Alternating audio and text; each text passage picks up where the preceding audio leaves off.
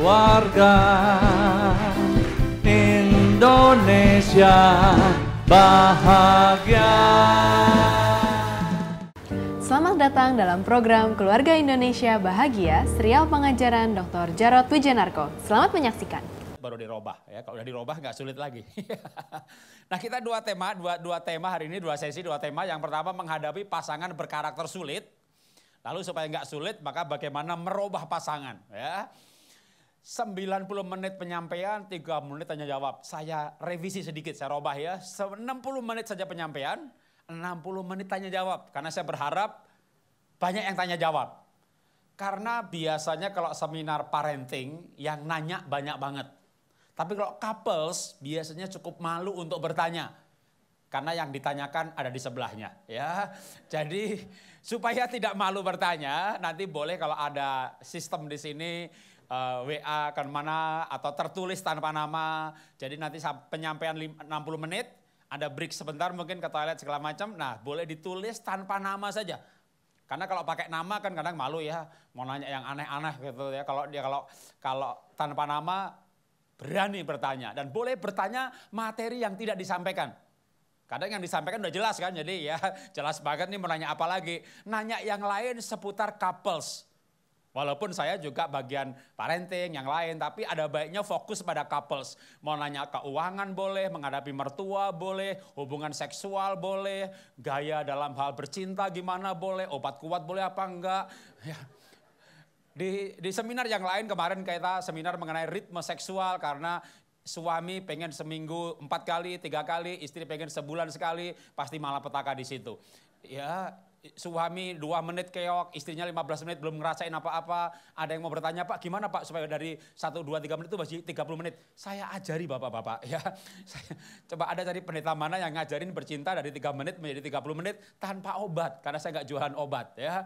Tapi melatih penguasaan diri dan sebagainya. Tapi kalau nggak ada yang bertanya, saya nggak cari gara-gara untuk menjelaskan ya. Hal-hal yang berhubungan dengan seksual. Tapi itu juga termasuk bagian yang sulit sebagai bagian dari pasangan ya. Nanti boleh ditanyakan soal keuangan, terbuka apa enggak Pak sama pasangan Pak? Kalau saya mau ngasih uang ke adik saya, ke ibu saya. Kenapa ditanyakan terbuka apa enggak? Kan firman Tuhan berkata Pak, kalau memberi tangan kiri, tangan kanan jangan tahu, apalagi tangan istri Pak, gitu kan. Jadi itu kalau mau ditanyakan boleh juga gitu ya, karena memang pernikahan ini materinya banyak sekali, tapi saya akan membatasi diri untuk menyampaikan 1 poin gitu ya. Lalu tanya jawabnya diperlebar enggak apa-apa seputar pernikahan ya. Anak kecanduan gadget gimana? Lain kali kita seminar parenting milenial, tapi biar fokus ya hari ini mengenai pernikahan. Saya ada komunitas ya bersama hamba-hamba Tuhan yang lain namanya Keluarga Indonesia Bahagia. Dan saya sekarang akan menyapa Bapak Ibu dengan sapaan kami. Yaitu Keluarga Indonesia. Semuanya menjawab bahagia luar biasa. Lalu tepuk tangan ya. Keluarga Indonesia bahagia luar biasa. Tepuk tangan bagi Tuhan. Haleluya. Saya menikah dengan istri saya, dulu kita kuliah sama-sama di IPB, Institut Pertanian Bogor. Lalu kita kuliah sama-sama juga ngambil magister pendidikan, kuliah bareng-bareng lagi teologi sampai doktoral. Jadi kami kuliah bersama itu belasan tahun. Nggak tahu nanti mau kuliah apa lagi gitu ya. Karena dulu waktu ngambil kuliah yang doktoral itu sebenarnya dalam rangka pendampingan anak. Anak kami terkecil kuliah, kami kuliah juga. Jadi mereka nggak bisa malas lihat emaknya juga masih nulis buku gitu ya, skripsi, bikin ringkasan. Akhirnya kami sekeluarga bareng-bareng lulus. Saya menulis 56 buku, tapi yang terbaru belum ada di sini. Padahal itu kemarin waktu bulan khotbah Januari, ini slide terbaru gitu ya. Sekarang ada terbaru lagi, karena Februari saya keluar buku 1 lagi. Jadi 2 yang terbaru adalah Berani Mendisiplin Anak, membedah pemikirannya James Dobson. Buku luar negeri, sistematikanya bagus, logikanya bagus, kadang contoh kasusnya tidak cocok buat Indonesia. Maka saya bedah, diberi contoh-contoh praktis. Buku yang terbaru baru minggu ini selesai cetak, jadi di toko belum ada. 2 minggu lagi akan ada di Gramedia, seluruh Indonesia. Itu adalah Menjadi Seorang Ayah. Ibu yang mesti beli, ya supaya bapaknya baca. Ya. Ini 2 terbaru. Kalau berbicara pernikahan, kalau parenting cukup banyak. Pernikahan maka yang terbaru adalah pernikahan bahagia di mana ada 2 bab yang kita bahas hari ini. Yaitu menghadapi pasangan sulit sama bab mengenai merubah pasangan. Bab yang lain kemarin diseminarkan dalam Sinode GBI, yaitu menyelaraskan ritme seksual suami istri. Ada lagi bab-bab yang lain, ada 12 sampai 14 bab. Jadi makalah hari ini adalah yang berjudul Pernikahan Bahagia. Quote pernikahan zaman now itu Pak Jaliaman Sinaga, Pak Julianto Simanjuntak, Pak Roni Daud, ada Pak Lukas Kusuma, ada sekitar 40 hamba Tuhan ngasih saya quote. Lalu quote-nya saya bahas dalam satu halaman pembahasan. Itulah buku ini. Jadi buku ini bisa dibaca dengan langsung halaman 100, besoknya halaman 20 gitu bisa, kayak renungan harian. Buku mengenai pernikahan yang lain mungkin yang saya perlu jelaskan adalah Pria Sejati Wanita Bijak. Itu peran suami, peran istri. Mempelai Ilahi itu buku yang membedah kitab Kidung Agung. Bicara komunikasi, relasi, obat kuat, hubungan suami istri, posisi gaya, lokasi, penolakan. Kalau suami mau, istri nggak mau, istri mau, suami nggak mau, ada di buku Mempelai Ilahi. Yang spesial khusus bahas soal seks juga aja. Ya, biasanya jemaat tuh malu-malu beli buku soal seks gitu ya. Tapi mumpung seminarnya soal couples gitu ya. Daripada bertanya, lalu ada juga buku seks dan selingkuh. Jadi jangan selingkuh dulu sebelum baca buku itu gitu ya. Supaya tahu caranya supaya nggak ketahuan. Karena di buku itu saya bercerita mengenai diri saya yang juga punya keinginan selingkuh. Saya sudah ngusir setan, saya sudah bakar jimat, saya pendeta tapi saya manusia. Jadi waktu saya bercerita di buku itu, istri saya mengedit buku itu, dia kaget-kaget. Kok kamu punya keinginan sih gitu ya. Lalu saya tanya dia, memangnya kenapa gitu ya. Ya terserah kamu kalau emang mau gitu ya. Tapi dia minta syarat satu. Kamu boleh selingkuh, syaratnya satu. Wih, boleh loh ya. Syaratnya satu gitu ya. Saya tanya istri saya, apa syaratnya? Satu saja. Jangan sampai Tuhan tahu.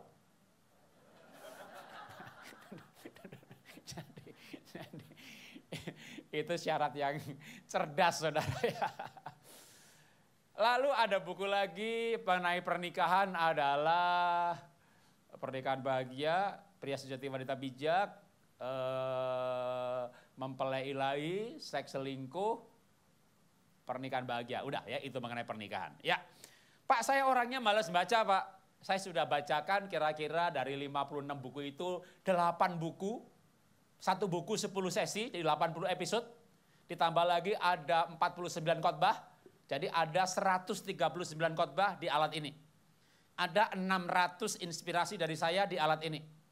Ada Alkitab Kejadian sampai Wahyu di alat ini. Alkitab versi orang tua ada, versi anak-anak ada. Di Alkitab ini saya jadi sevanya.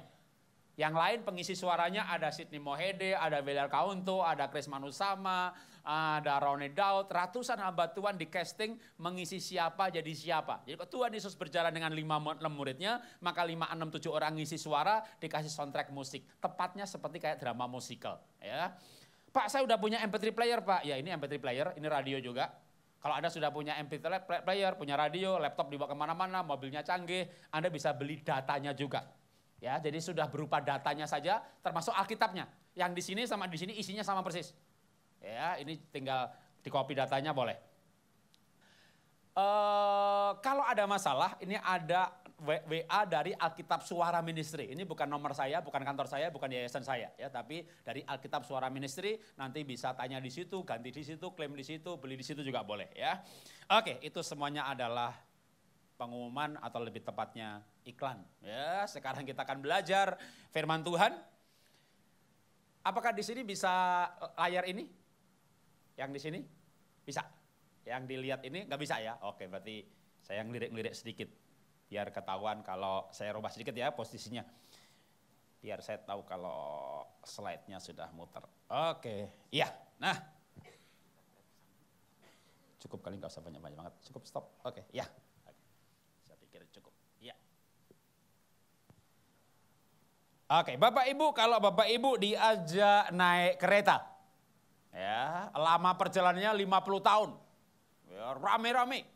Tujuannya kemana? Ya, nggak tahu dah. Lama banget Pak 50 tahun. Lalu konsumsi gimana? Ya bikin sendiri. Kira-kira mau naik kereta nggak? Hah? Enggak? Betul nggak mau?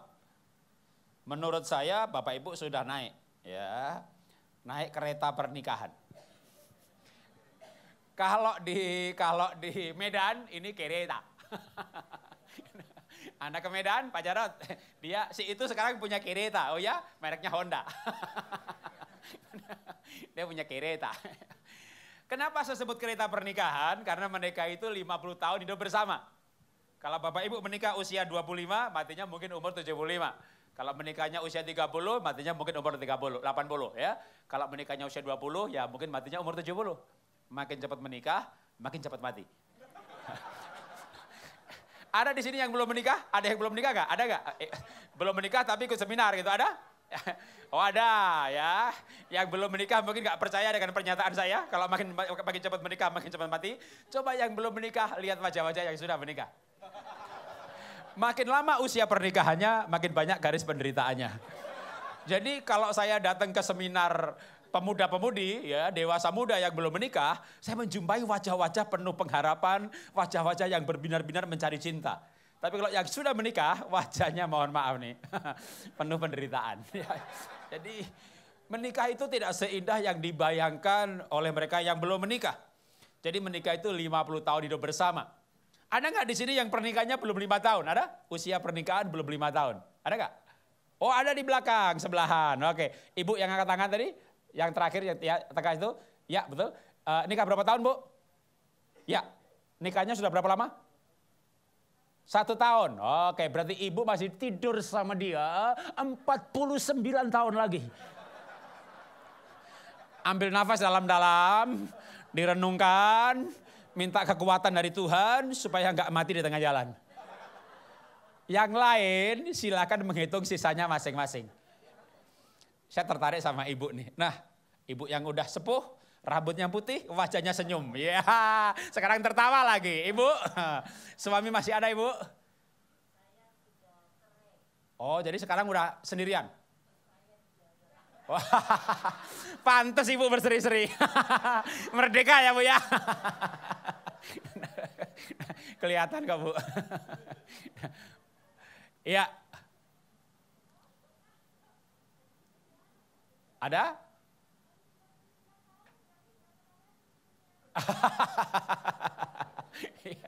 Ya, menikah kira-kira 50 tahun hidup bersama, kira-kira rata-rata aja. Jadi masing-masing hitung sisanya masing-masing, lalu coba kita mengambil keputusan hari ini. Yang lama sudah berlalu, masa lalu nggak bisa dirubah, tapi kita bisa mengubah loh masa depan. Kalau hari ini kita mengambil keputusan untuk punya sikap hidup bahagia dengan cara yang benar, maka seharusnya pernikahan tidak harus berakhir atau bubar ya, karena bahagia itu bisa dibuat. Tapi gimana Pak kalau pasangannya tidak mudah? Kalau menikah dengan pasangan yang mudah, itu namanya sorga di bumi ya. Mudah tertawa, mudah bercanda, bercinta ayo juga mudah, mudah bersyukur, mudah memberi. Wah gampang sekali bahagia, mudah bersyukur, mudah memahami, mudah mengerti, mudah dimengerti, mudah menolong. Wow, itu saudara namanya sorga di bumi ya. Bumi seperti di sorga. Jadilah kehendakmu Tuhan di bumi seperti di sorga. Tapi saudara, yang saat ini menikah, keluarganya, pernikahannya seperti di sorga atau seperti di neraka? Itu dia masalahnya ya. Aduh Pak Jarot suami saya Pak, muka Herodes Pak, urapan Firaun Pak. Tingkah laku Pontius Pilatus Pak. Ibu punya suami seperti Pontius Pilatus? Wow, ibu pasti punya karakter seperti Tuhan Yesus. Yang menderita di bawah pemerintahan Pontius Pilatus. Pak, saya punya pasangan itu berkarakter sulit. Sulit apa? Sulit semuanya Pak. Ya, namanya juga sulit. Sulit diajak bicara, sulit diajak bercinta. Atau satu lagi apa mungkin sulit dipercaya. Pergi bareng-bareng aja matanya jelalatan kemana-mana Pak. Aduh dia tuh sulit dipercaya soal keuangan Pak. Nggak jelas uangnya Pak. Saya nggak tahu dia gajinya berapa. Saya nggak tahu dia tabungannya berapa. Saya nggak tahu dia utangnya berapa. Dia misterius Pak. Dia sulit sekali dimengerti soal keuangan. Kalau Bapak Ibu nggak jujur, nggak terbuka, lalu salah satu meninggal, saya khawatir aja kalau misterius ya. Nanti begitu meninggal, ibunya kaget deh. Mulai bulan depan tamunya banyak banget. Semuanya debt collector gitu ya. Atau nggak ada tamu sama sekali, bingung juga ya, suaminya kan jabatannya tinggi, usahanya banyak. Nggak mungkin lah kalau nggak punya tabungan bangsa 2, 3, 5 miliar. Gitu. Tapi nggak tahu di rekening mana, di tabungan di bank mana.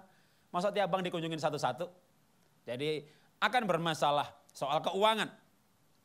Nah kita akan bahas kenapa sulit. Ya, kenapa ada kesulitan di dalam pernikahan atau dalam relasi satu dengan yang lain. Yang pertama, orang itu bisa sulit karena dia terikat dengan penyembahan berhala. Jadi kalau bicara akar ya, sulit bicara, sulit dipercaya, sulit mengerti, sulit perilaku, behavior dan sebagainya. Tuhan Yesus berkata, dari hati timbul pikiran, mindset, lalu perzinahan, pembunuhan, berarti perilaku, tindakan. Hati, pikiran, lalu perbuatan. Perilaku yang susah ada akarnya. Bicara akar maka ada 4 sebenarnya. Saya akan bicara sekilas saja. Salah satunya adalah akar penyembahan berhala. Jadi wujudnya adalah perilaku. Tapi kalau menurut Roma maka orang itu bisa bermasalah. Roma pasal 1. Masalah misalnya penyimpangan seksual. Perilaku yang aneh-aneh. Karena ada akarnya. Sehingga Tuhan berkata dalam Roma pasal 1. Karena mereka menyembah Allah yang bukan Allah, aku menyerahkan mereka pada pikiran terkutuk. Sehingga laki dengan laki, perempuan dengan perempuan, birahinya menyala-nyala dan seterusnya.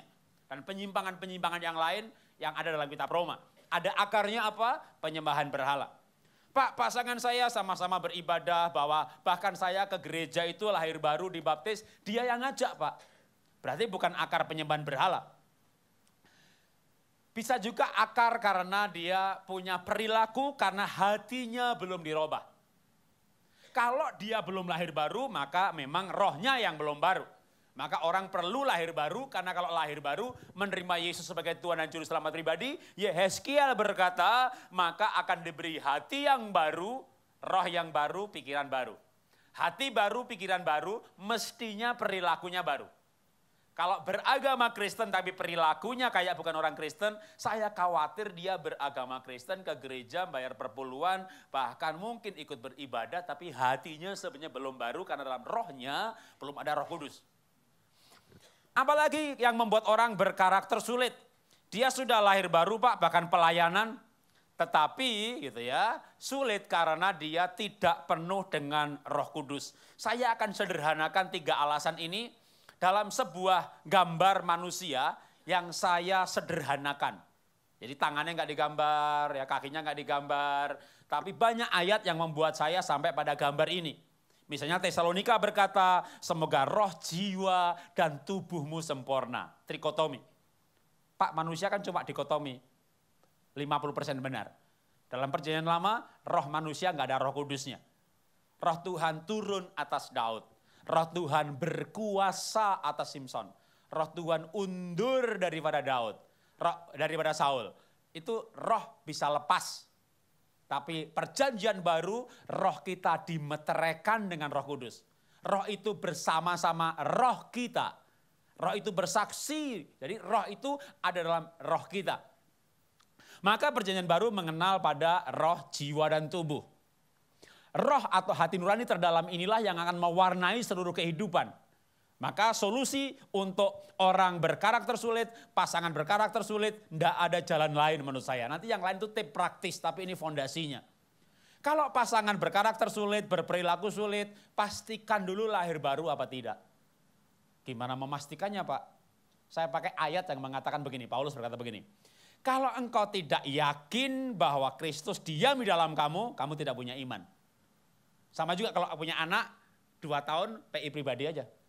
Supaya nanti setelah di PI pribadi menerima Yesus sebagai Tuhan dan Juru Selamat pribadi, dia bisa ditanya, "Adik, Nak, Tuhan Yesus ada di mana?" "Di sorga bersama para malaikatnya." Kemungkinan dia tahu Tuhan tapi belum lahir baru. Sampai dia bisa menjawab, "Di hatiku." Jadi pastikan anak Anda, pasangan Anda, supaya anggota keluarga kita punya dasar untuk dibangun perilakunya. Ingat ayat yang lain berkata begini, ketika orang melayani itu membangun. Tidak ada dasar lain selain Kristus. Dan orang akan membangun di atasnya. gembala, rasul, pengajar. Semua pembangunan ini nanti akan diuji oleh api. Jadi pelayanan membangun manusia itu akan diuji. Ya, bukan ujian surga dan tidak karena kita mati masuk surga. Tapi ujian untuk upah kita. Kalau kita motivasinya salah, cari uang, motivasinya supaya dihargai, dihormati, terkenal dan sebagainya, maka pekerjaannya terbakar. Tetap masuk surga. Ya, kata Korintus. Tapi dasarnya, kata Korintus pasal 3, itu hanya satu, yaitu Kristus. Maka pastikan pasangan kita lahir baru. Kita baca satu ayat yang menekankan hal ini, setelah itu nanti saya akan mulai masuk hal praktis. Ya. Efesus 1:13, ada baiknya kita baca bersama-sama. 1, 2, 3. Di dalam Dia kamu juga ketika kamu percaya, saya ulangi, 1, 2, 3. Di dalam Dia kamu juga karena kamu telah mendengar firman kebenaran, yaitu Injil keselamatanmu. Di dalam Dia juga ketika kamu percaya dimeteraikan dengan Roh Kudus yang dijanjikannya itu. Apapun masalahnya, saya ngajar parenting, ngajar pernikahan, saya selalu mulai dari satu yang sangat fundamental, ya, yaitu lahir baru. Gereja tidak melahir barukan jemaat, itu namanya komunitas sosial. Ya, kita perlu membuat pasti anggota keluarga kita lahir baru. Kenapa? Dengan demikian maka anak lahir baru bukan nggak akan nakal loh. Namanya anak kan psikologis jiwanya belum dewasa. Tapi anak yang lahir baru negornya enak. Nah, kalau kamu nakal, Tuhan Yesus, Roh Kudus yang di hati kamu, dia sedih. Gitu. Kalau gak lahir baru, emangnya Tuhan ada? 63% generasi milenial tidak percaya Tuhan ada. Mereka personal branding, mereka personal development, mereka bayar pajak, mereka mengasihi sesama, mereka menyediakan uangnya untuk sosial dan untuk CSR, mereka bayar pajak, mereka punya integritas, mereka menepati janji, tapi mereka tidak percaya kalau Tuhan ada. Makanya 12 tahun ke bawah 63% mereka tidak takut setan, nggak takut genderuwo, nggak takut gelap. Mereka takut nggak ada sinyal, mereka takut nggak ada pulsa. Mereka orang baik-baik, tapi tidak percaya Tuhan ada. Ya, nah maka kita perlu membuat mereka percaya Tuhan ada supaya nanti nasihatnya gampang. Demikian juga pasangan, pastikan mereka lahir baru. Saya akan sederhanakan semuanya tadi dalam satu quote. Ya, quote itu tadi ngomong panjang lebar, saya singkat. Kita baca bersama-sama, setelah itu kita masuk poin selanjutnya, hal yang praktis. 1, 2, 3. Di dunia ini banyak hal yang tidak mudah atau sulit, namun di dalam Yesus semuanya bisa. Kita lanjutkan lagi, kenapa punya karakter berpasangan sulit? Aduh Pak, sulitnya ini kayak makhluk asing yang mendarat dalam kehidupan saya. Aduh keras kepalanya Pak, itu kepalanya keras. Aduh, boleh gak sih Pak saya itu menikah lagi Pak? Karena gak kuat akhirnya cari saya dan bertanya boleh gak Pak saya menikah lagi? Saya jawab sekarang kalau ada yang bertanya hal seperti ini, boleh. Loh Pak pendeta lain bilang gak boleh. Karena aku bukan pendeta. Saya ini bukan pendeta loh, saya tidak ditahbiskan oleh pendeta manapun juga, tapi saya hamba Tuhan. Kok Bapak bilang boleh? Lah kan saya belajar soal pernikahan. Karena belajar justru sampai pada jawaban boleh. Asal memenuhi syarat. Syaratnya apa Pak? Wajah-wajah penuh pengharapan muncul, ya kan? Syaratnya cuma satu, loh enggak banyak loh, cuma satu. Pengen tahu? Ya pokoknya manggut-manggut aja, nanti sebelahnya marah ya. Syaratnya cuma satu ya, kalau pasangan sudah meninggal. Wah Pak, dia nggak mati-mati Pak, itu masalahnya. Itu masalahnya. Nah makanya nggak usah berandai-andai dia mati, karena kenyataannya dia hidup. Mari kita hidup bersama yang hidup itu. Ya, dan menghadapi yang sulit. Ya. Karena yang sulit kan yang satu itu kan. Cari duit gampang, ke gereja gampang, melayani gampang. Coba apa yang sulit saudara ya? Yang sulit adalah karena dia tidak mati-mati saudara ya.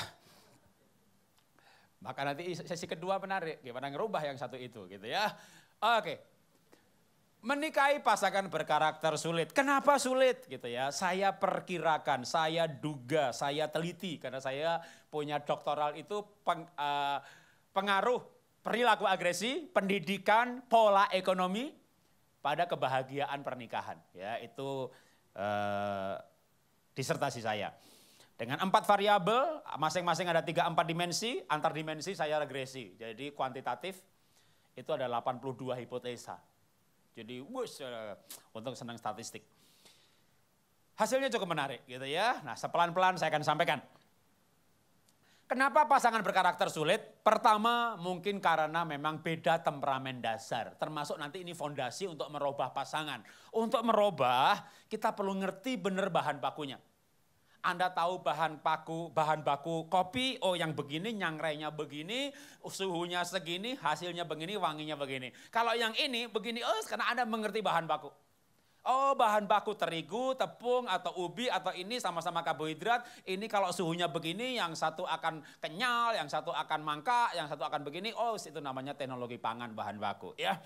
Mengerti bahan baku, kita akan mengerti cara menangani masing-masing. Nah kita manusia, bahan bakunya banyak banget mau pakai teori apa. Tapi ada 3 teori yang bisa dikelompokkan jadi satu.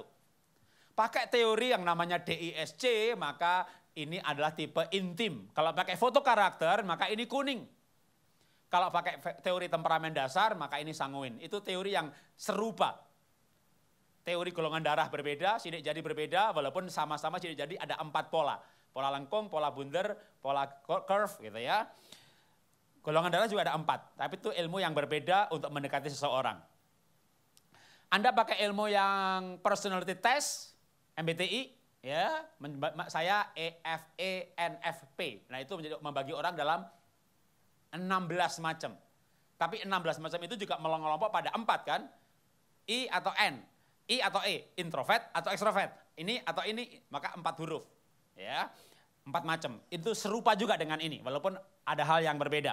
Nah, kita mulai dengan yang sederhana saja, yang paling banyak diketahui orang. Pasangan Bapak Ibu ini mungkin tipe sanguin. Kenapa sulit? Karena Bapak Ibu melihat negatifnya. Apa negatifnya sanguin ini? Dia pelupanya minta ampun. Ya, itu ciri utamanya pelupa. Saya punya anak nomor 3, itu sanguin. Wih, lupanya minta ampun. Pulang dari sekolah, dijemput istri saya, dia berjalan aja begini. Loh, Levin, tasnya mana? Oh iya, dia ketinggalan tas yang besar. Bukan flash disk, enggak. Pak, aku pinjam sopir. Ngapain? Mama komitmen nganter kamu. Karena mama cinta kamu, sayang kamu, mau deket sama kamu.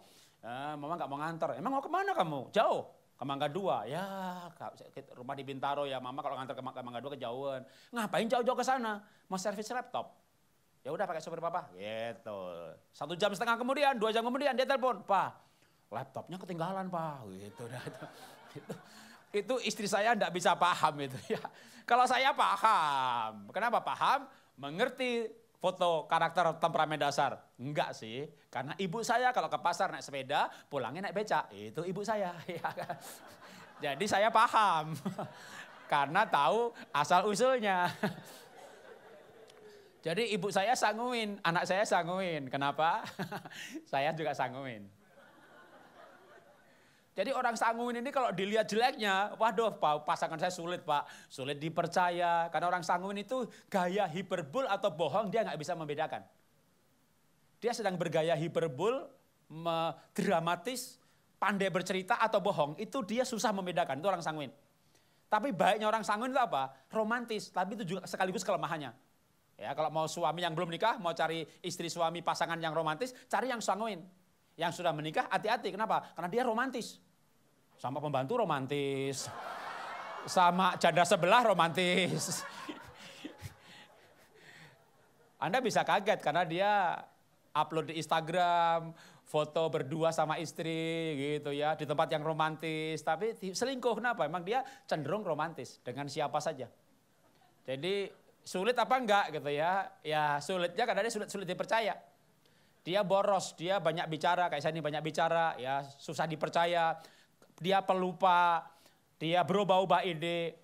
Tapi kalau kita lihat positifnya, tanpa merubah pasangan, kesulitannya berkurang loh. Karena dia punya kelebihan apa? Antusias, cheerful, lucu, semangat, berpikir positif. Ya, selalu nggak pernah menyerah, ya pokoknya dia serba optimisnya luar biasa, membawa suasana. Ini orang sanguin, ya. Dia murah hati. Ya boros sama murah hati itu satu kegiatan, cuma beda motivasi. Kalau dia borosnya ke orang-orang yang perlu dikasihani, nah itu murah hati. Nah ibu saya juga begitu ya. Karena ibu saya itu, orang tua saya orang Jawa, kalau istri saya orang Tionghoa.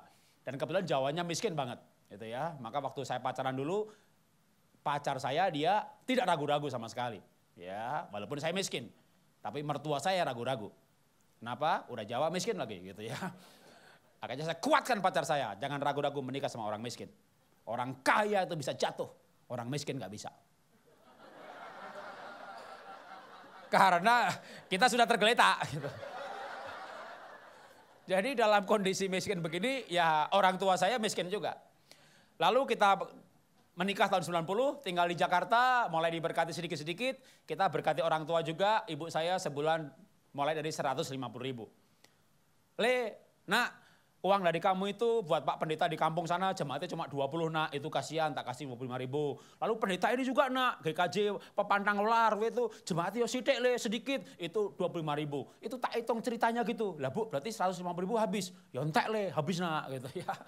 Wah, dia suka memberi gitu ya. Saya bilang sama istri, kasihan ibu dikasih 150.000 dibagi-bagi pendeta desa sama tukang becak sebelah juga dikasih bulanan, tambahin deh 50.000 gitu, tambah 200.000. Saya pulang ke Solo, ceritanya tambah panjang. Nah itu sanguin banget gitu ya, kenapa? Gampang kasihan, nggak bisa pegang uang. Tapi kalau dia dilihat murah hati ya nggak sulit ya. Tapi kalau dia nggak bertobat bukan murah hati, boros. Tapi pegang uang dia nggak bisa. Saya pandai cari uang, karena saya bukan pendeta, saya pedagang. Saya dagang sepatu, baju, kosmetik, batik, macam-macam. Kalau buku dan Alkitab Suara kami berikan hasil penjualannya untuk Yayasan Pulihkan Indonesia. Kami punya 23 sekolahan di pedalaman, Mentawai. Yang kami subsidi tiap hari. Yang di Kalimantan dan lain-lain kami sudah mandirikan. Tapi di Mentawai masih 23. Jadi saya orangnya dagang semangat, cari uang semangat. Tapi saya nggak bisa pegang uang. Nah itu bisa bikin juga, waduh ini pasangan yang susah ini gitu ya.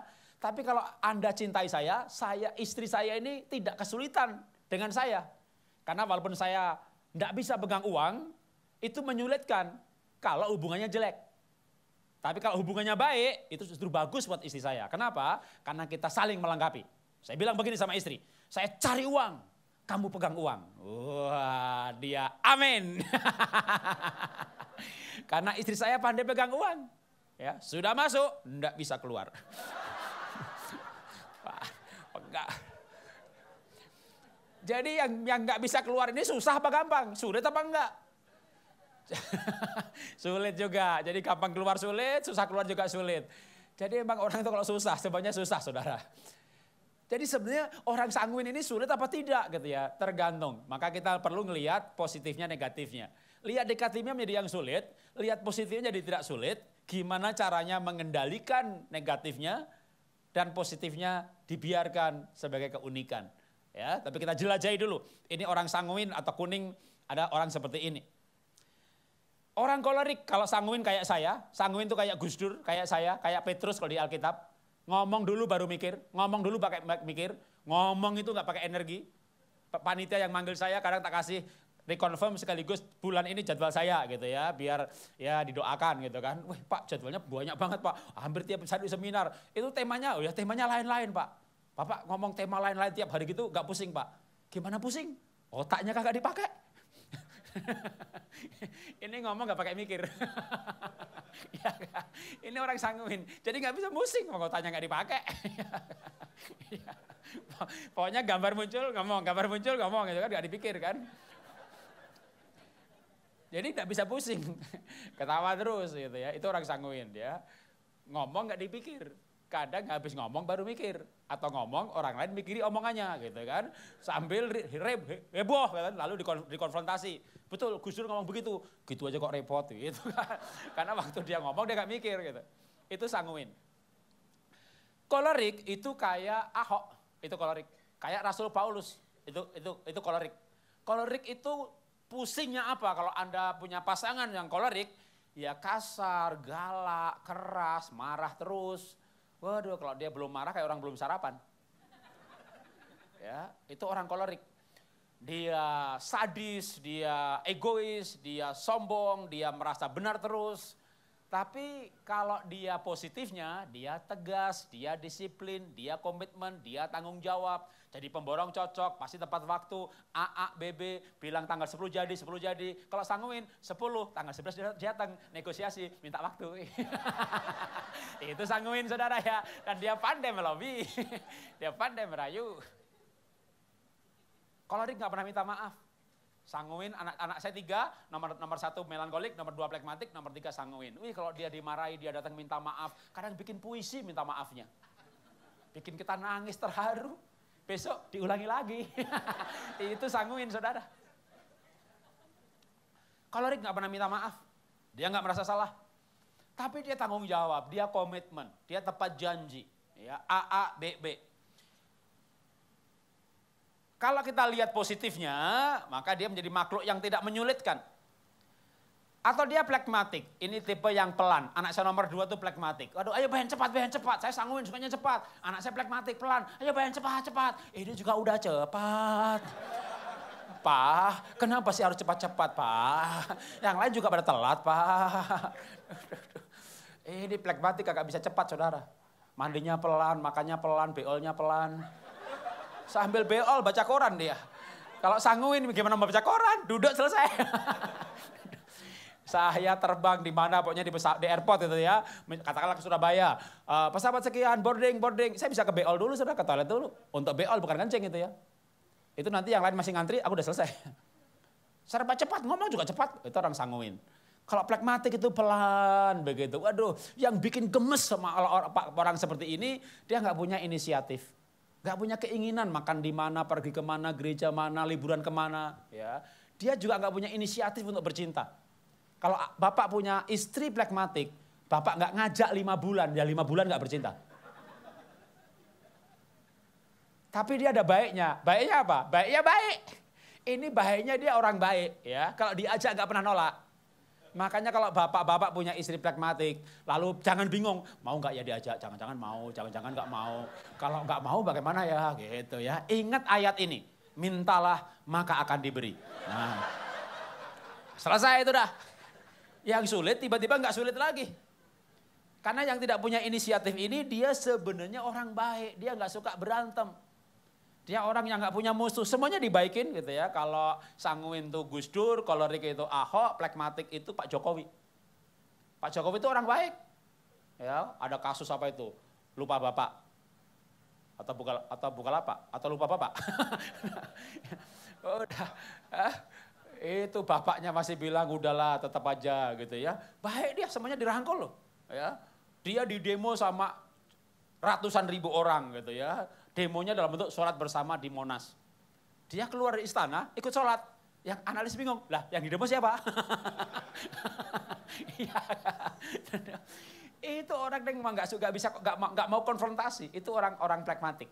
Ya, plekmatiknya kuat sekali. Di Alkitab tuh Abraham. Dia nggak mau konfrontasi dengan Lot. Dia ngalah. Kamu pilih yang mana? Kamu pilih kiri-kiri, aku takkan Anda. Dia nggak mau berantem. Dia percaya Tuhan itu adil. Nah itu plekmatik banget ya. Orang plekmatik itu orang yang baik, stabil. Tapi lemahnya apa? Dia nggak romantis ya. Tapi stabil, tenang. Dia nggak kreatif, tapi dia setia. Kalau kreatif itu Sanguin. Yuk makan di sana yuk. Gitu. Ayo di tengah jalan. Jangan ya. Kita di sana aja. Di tengah jalan ganti ide lagi. Itu Sanguin. Gonta ganti ide. Kalau plekmatik, makan di sana yuk, ayo pindah yuk, boleh juga. Jadi saya tanya istri saya, kamu tuh pengen makan di mana gitu ya. Dia jawab, bukan di mana sih, tapi sama siapa? Cela.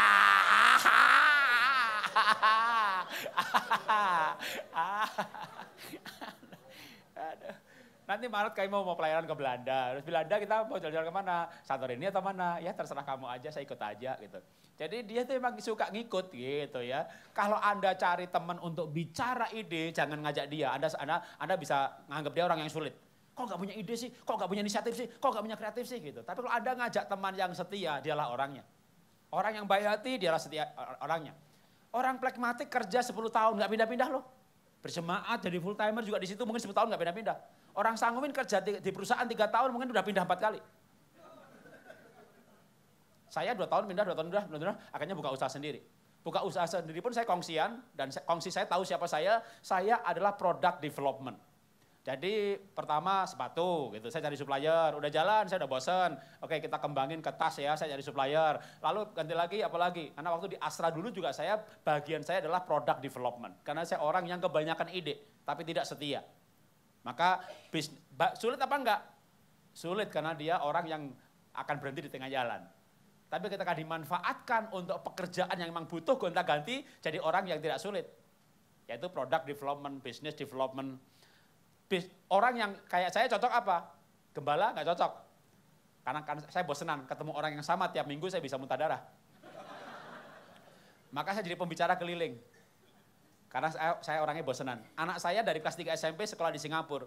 Saya belum pernah ke Singapura nginep di hotel yang sama. Jadi pengen dibuktikan yang beda lagi, karena bosenan. Tapi baiknya saya apa? Hebatnya untuk orang traveling saya nggak ada capeknya. Ya, kayak genetiknya gasing. Tahu gasing? Gasing itu harus muter. Kalau berhenti roboh. Pak Jarod nggak muter terus nggak capek Pak? Kalau berhenti saya capek. Berhenti roboh. Sakit saya. Jadi emang orang itu punya kelebihan masing-masing, punya kekuatan masing-masing. Nah yang pragmatik ini, dia baiknya adalah setia. Kenapa setia? Karena nggak punya ide. Maka dia setia. Dia juga nggak romantis, makanya setia. Yang tidak setia itu kan yang romantis-romantis, ya kan? Dia nggak setia. Kalau dia setia karena nggak romantis, tapi dia setia, dia baik, dia nggak mau berantem. Tapi kalau udah kekeh, ya susah berubah ide. Atau tipe melankolis. Kalau pragmatik kayak Jokowi, melankolik kayak SBY. Presiden kita lengkap. Kita pernah punya presiden sanguin, kita pernah punya presiden melankolik, ya. Atau kolerik kayak Pak Harto, Ahok, dan kita punya melankolik kayak SBY. Pak Niko juga melankolik. Nabi Musa melankolik. Khalil Gibran melankolik. Orang yang artnya kuat, hatinya peka, sensitif.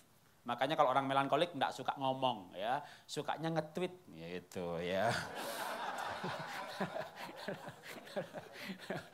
Jadi memang orang melankolik itu pemikir, dia mikir terus nggak ngomong-ngomong. Kalau sanguin nggak pakai mikir, ngomong terus baru dipikir. Ini melankolik itu pemikir, dia cocoknya penulis buku. Nah saya ini belakangan melankolik saya muncul sehingga saya bisa nulis buku. Sampai kuliah saya nggak pernah nulis. Jadi SMP, SMA, kuliah saya tipenya auditory, sanguin. Kalau mau belajar saya dengerin, mau kuliah, mau ujian cari melankolik yang tulisannya rapi, tak fotokopi. Saya bisa menulis itu keajaiban, itu perubahan. Maka nanti kita akan sampaikan di sesi mengenai merubah karakter pasangan. Karena saya karakter temperamen dasar saya berubah. Menulis bukan asli dari diri saya. Ya, karena saya itu, kalau saya dulu 20 tahun yang lalu pilih nulis buku 5 halaman aja deh. Atau kerja bakti bersihin selokan 2 kilo, aku pilih bersihin selokan. Kira-kira begitu, kenapa? Tukang ngomong, saya ini tukang ngoceh. Ya, kalau ngomong begini bisa lupa waktu. Orang melankolik, dia jeleknya apa? Jeleknya dulu ya, buat ini sulit Pak, pasangan saya sulit Pak. Orangnya pendiam Pak, pemurung Pak, susah bersyukur Pak. Dia orangnya marah, ya marah karena dia teliti. Ya judes karena dia rapi. Kenapa dia judes? Karena Anda nggak rapi, maka dia ngomel-ngomel terus gitu ya. Kalau sanguin, dia jauh dari kerapian. Ya, nggak bisa rapi. Orangnya slodrh, kalau dalam bahasa Ibraninya itu slodrh. Atau bahasa Yunaninya kemproh. Itu bahasa Yunani dari Jawa Tengah ya. Jadi orang melankolik ini pemurung, ya, pendendam. Kalau pemimpin melankolik jarang menegur, tahu-tahu hukuman datang. Gembala melankolik gak pernah negor, tahu-tahu menskors, menghukum. Kalau kolerik marah-marah terus tapi cepat selesai. Pragmatik baik, sanguin, akrab, hangat, peluk, rangkul. Itu gaya ya, semuanya ada baiknya, semuanya ada tidak baiknya. Kalau melankolik ini baiknya apa? Baiknya dia analitis, dia tekun, dia perasaannya kuat. Ya, perasaannya dia mengerti perasaan orang lain, mengerti perasaan diri sendiri. Dia akan peka dengan suara Tuhan. Kalau dia lahir baru sungguh-sungguh, dia bisa seperti Nabi Musa yang menulis dengan teliti. Waktu Tuhan panggil Musa, dia berkata, aku tidak pandai bicara. Nanti Harun yang berbicara. Tapi Musa dipakai kepekaannya oleh Tuhan untuk menyampaikan isi hatinya.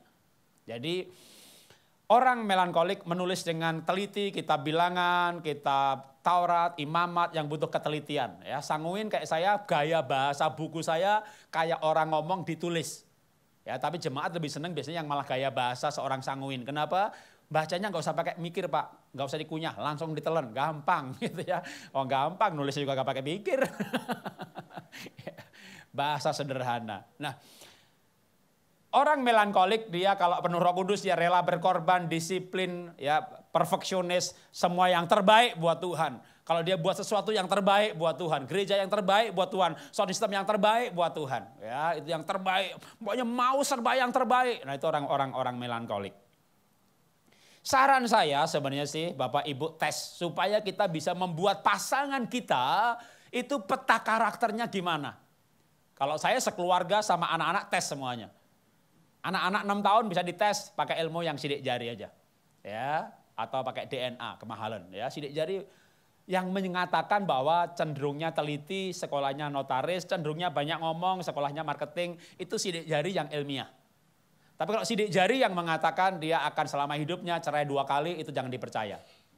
Itu dosa. Karena apa? Meramalkan kejadian. Itu harusnya tidak sampai seperti itu. Sidik jari adalah residu pembentukan otak di dalam janin, residunya adalah sidik jari. Jari Anda terbakar akan keluar dengan motif yang sama. Karena terhubung dengan otak. Ya, jadi 8 miliar manusia sidik jarinya nggak ada yang sama. Tapi setiap sidik jari, ini pola apa, polanya adalah 4 macam aja. Tapi ada kombinasi penebalan, tebal, tipis dan sebagainya, itu boleh untuk membuat kita mengerti anak kita siapa. Atau pasangan kita. Kalau sidik jari mahal, maka yang bisa tes paling gampang yang saya sarankan yang membagi manusia dalam 16 macam ini. Anda masuk ke Google, ketik personality test, tes kepribadian. Kalau yang bisa bahasa Inggris, yang Indonesia ya tes kepribadian Indonesia. Dikasih nama Indonesia, nanti muncul misalnya yang Anthony, ya MBTI membagi Anda dalam 16 macam. Kenapa demikian? Ada baiknya kita akan penuh Roh Kudus, akan berubah oleh firman, tapi mengerti bahan baku. Oh pasangan saya itu kelebihannya ini, kekuatannya ini, kelemahannya ini. Saran saya nanti kalau habis tes, ya ada ketik Google, tes, ngisi 60 pertanyaan, habis itu muncul, Anda siapa gitu ya. Bagi yang belum menikah atau sudah menikah, itu aja diisi, nanti scroll hasil analisanya, di paling bawahnya nanti ada partner alamiah. Anda mau cari kongsi supaya awet, itu dia. Bikin perusahaan, mau kongsi awet, itu dia. Mau yang belum menikah, nah partner alamiah itu termasuk untuk jodoh yang secara ilmu kepribadian, kemungkinan bahagianya tertinggi itu. Nah kalau sudah menikah Pak, ya isi aja, ya nanti suami muncul ENFP, istri muncul apa gitu ya. Ketika istri mengisi, muncul kan partner alamiah, tanyain hasilnya suami. Kamu hasilnya apa? Gitu ya. Supaya bisa disimpulkan. Bukan jodoh.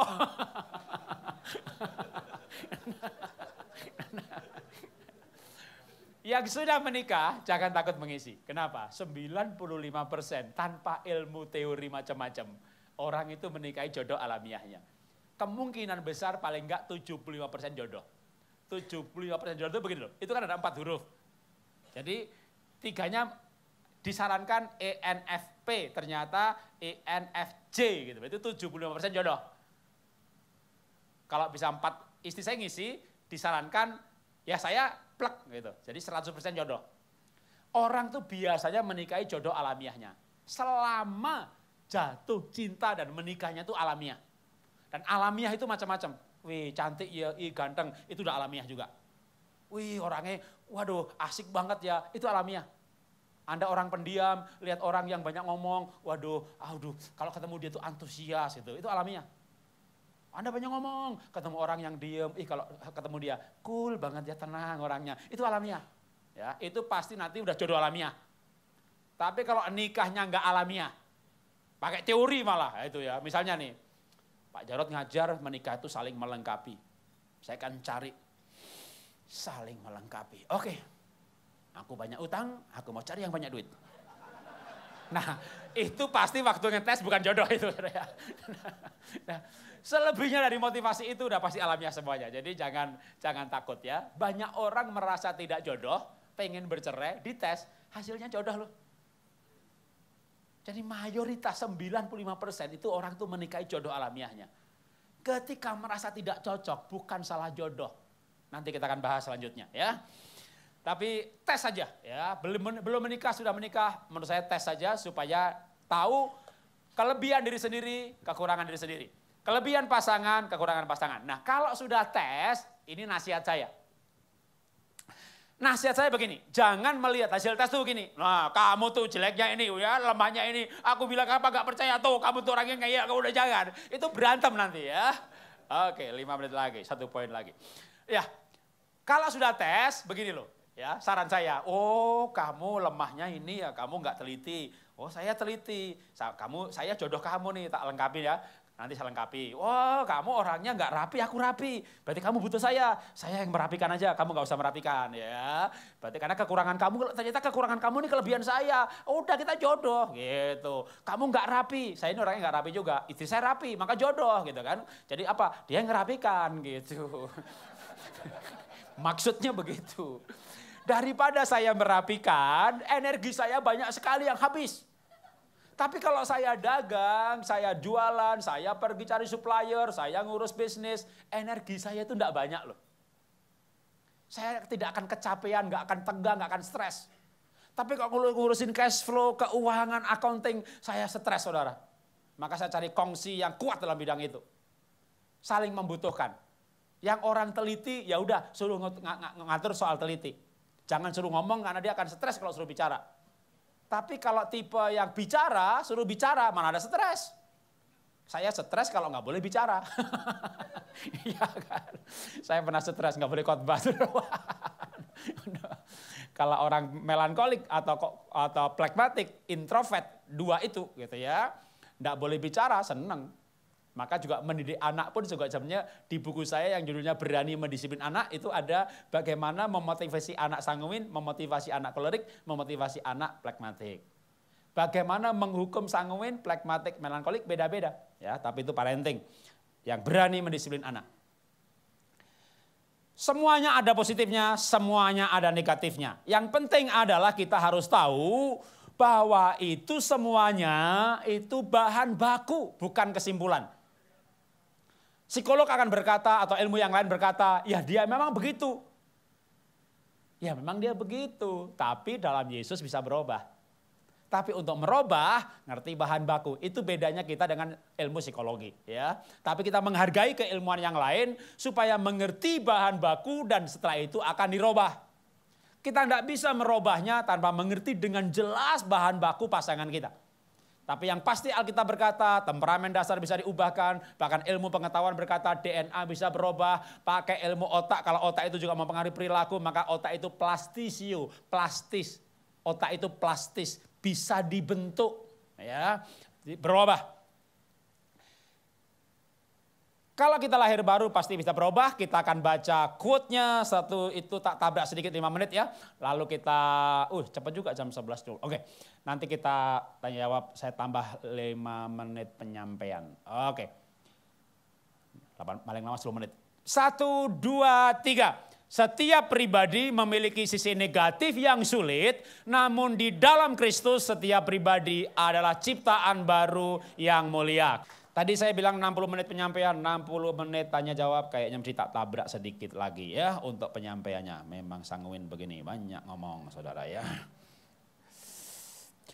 Kenapa pasangan berkarakter sulit itu ya? Bukan soal temperamen dasar, bukan soal kecenderungan perilaku atau DISC, bukan soal foto karakter, tapi soal gender. Itu pun berbeda loh. Beda fenomena antara pria dan wanita. Biar gampang saya kasih cerita saja, kami pun berbeda luar biasa. Dalam tes kepribadian saya ENFP, dia ISTJ. Itu benar saya apa, dia apa. Saya introvert, dia ekstrovert. Saya logis, saya malah perasaan, dia logisnya. Jadi itu kebalik itu. Pakai foto karakter saya sanguin, dia phlegmatik. Pakai DISC saya intim, dia stabil. Jadi saya tuh bedanya sama istri banyak sekali. Anda lihat saya Jawanya Jawa medok banget. Kemana pergi pakai batik, ke gunung pakai batik, ke pantai pakai batik, Eropa pakai batik. Ya emang Jawa.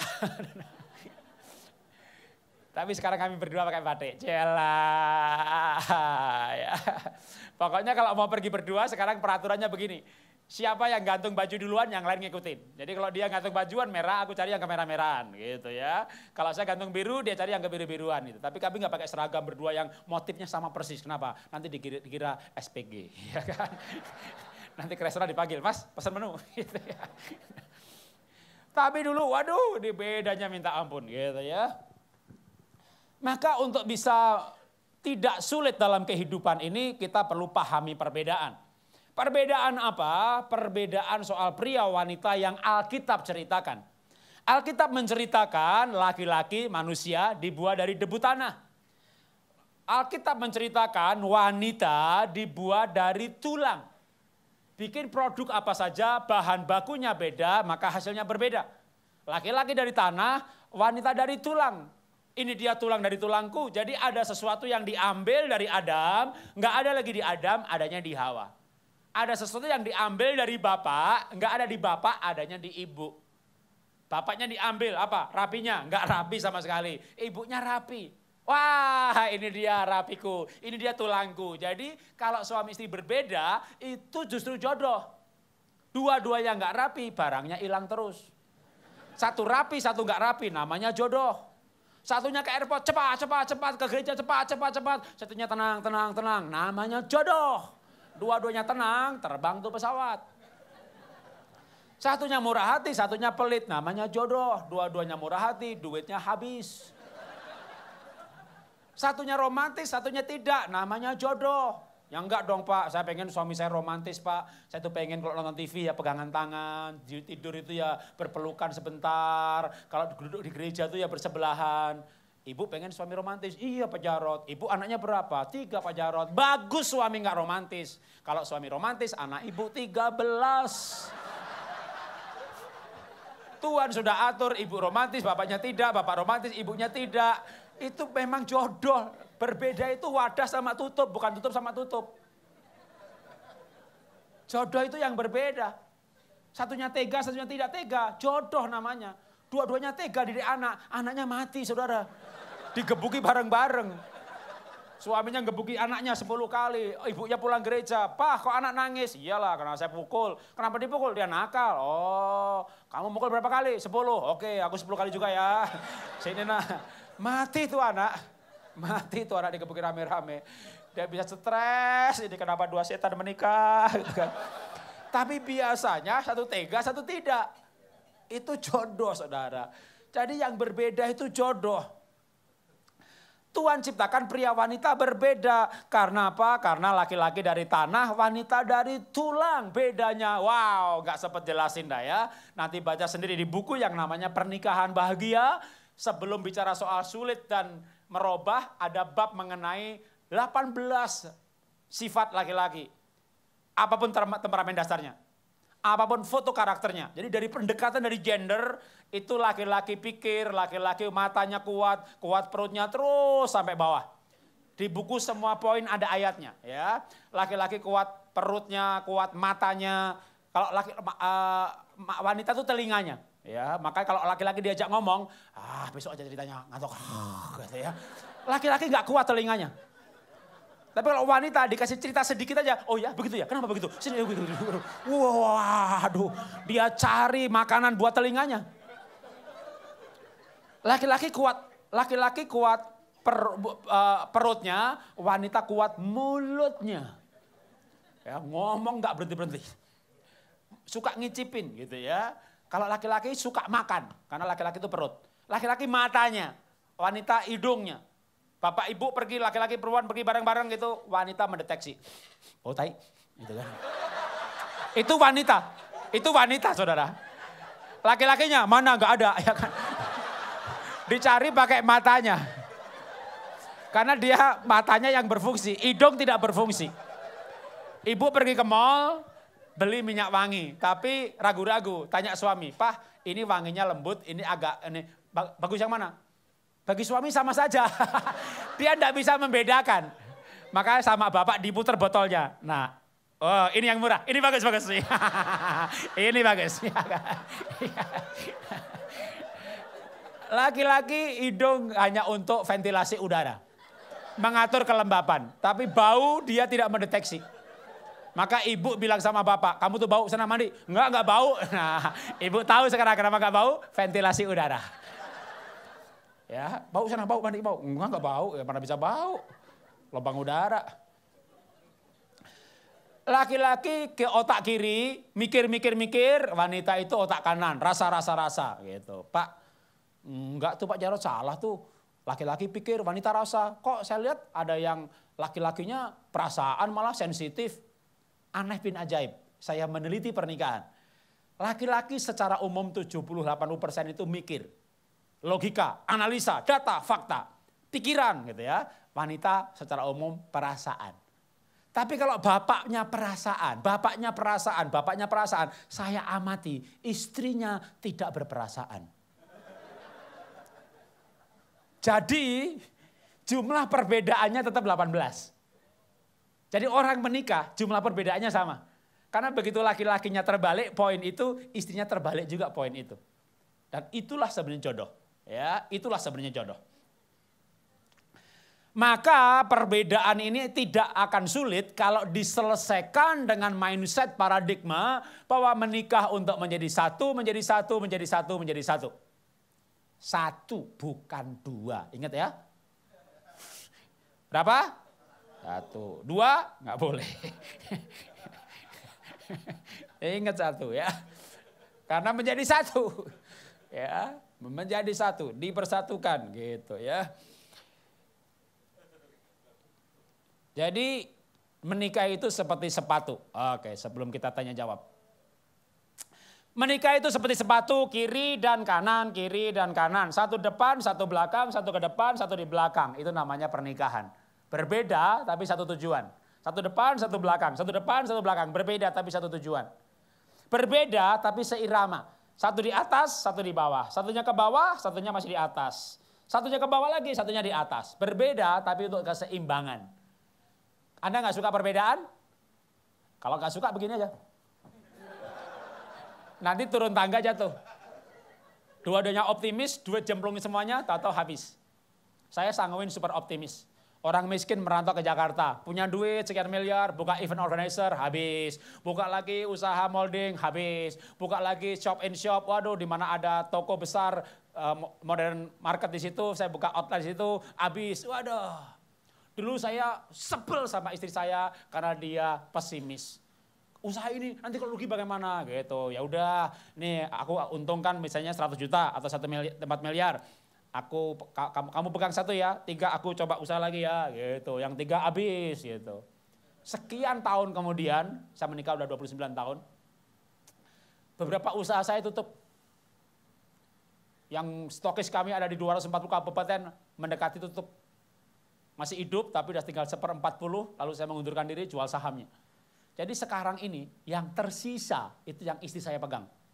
Berupa tanah, berupa klub, sport club, berupa sekolahan Happy Holy Kid. Yang istri saya pegang itu masih ada semuanya dan nilainya cukup besar. Sekarang saya tidak menyesal kenapa? Yang dia pegang itu masih ada. Yang saya pegang habis.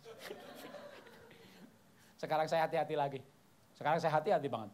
Kenapa hati-hati? Karena sudah habis. Untung saya punya istri pesimis. Makanya optimis sama pesimis itu jodoh. Ya. Kita baca bersama-sama 1, 2, 3. Perbedaan antara suami dan istri pasti ada. Perbedaan bukan untuk dibenturkan, tetapi disandingkan sebagai kelengkapan. Tuhan berkati. Oke, thank you. Sekali lagi tepuk tangan buat Pak Jarot. Luar biasa ya, thank you Pak. Dan kita masuk dalam sesi yang gak kalah penting dan luar biasa Bapak Ibu. Bapak Ibu dikasih kertas, ya. Nanti boleh dituliskan pertanyaan-pertanyaan dan nanti waktu pas makan siang, jangan lupa kasih ke panitia. Panitia tuh yang pakai kaos seperti saya ini, ya. Kertasnya dikasih, ditutup, nggak usah tulis nama, oke? Langsung. Apa pertanyaannya? Silakan tanya sebanyak-banyak mungkin, oke? Kertas ini ya. Nah.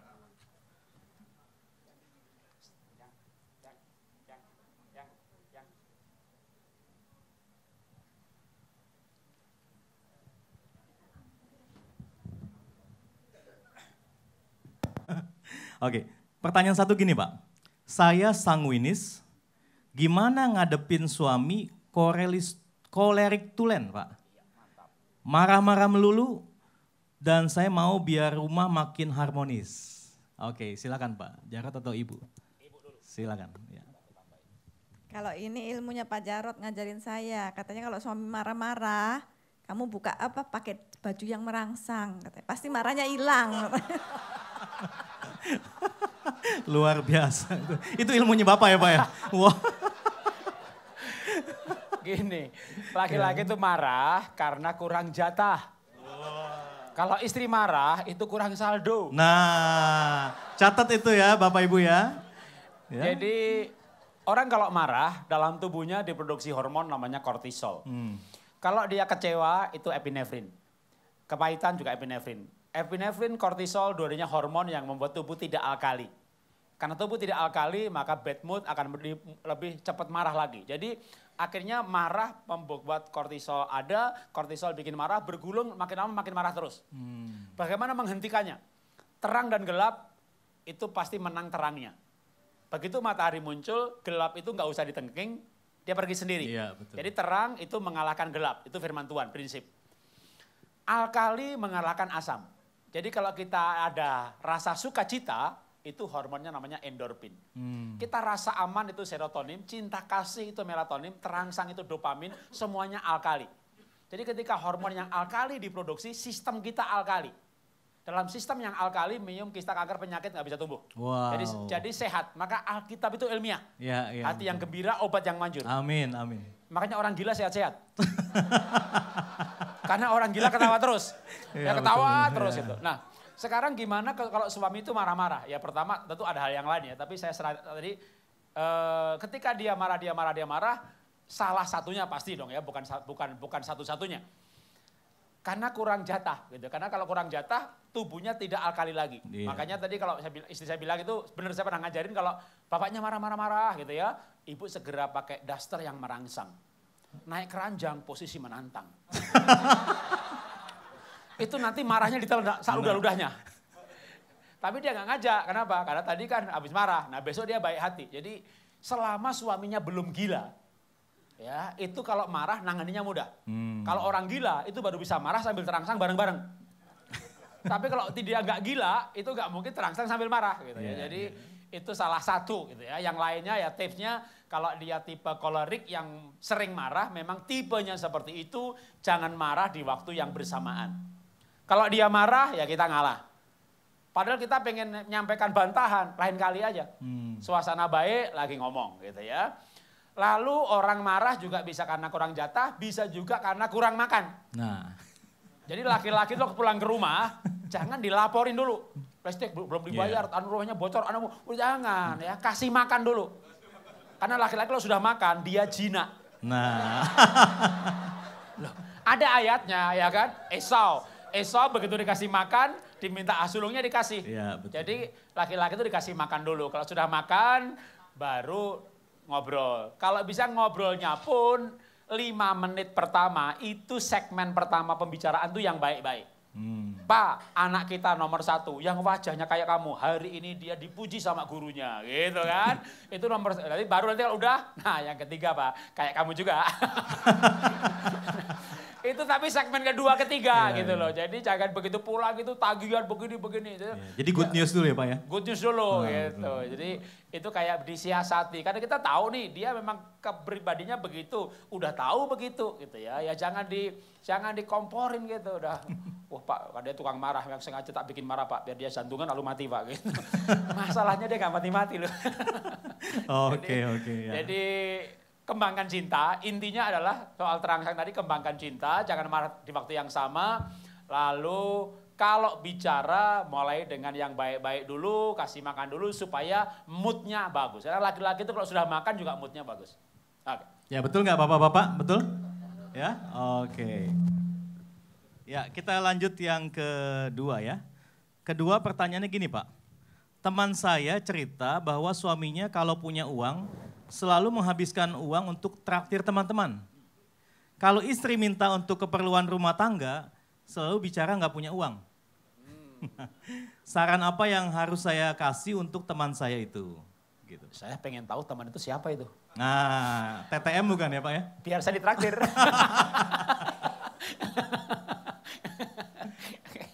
Oke, ya ibu-ibu mau jawab dulu. Iya, Ya, kalau suaminya gajinya tetap ya.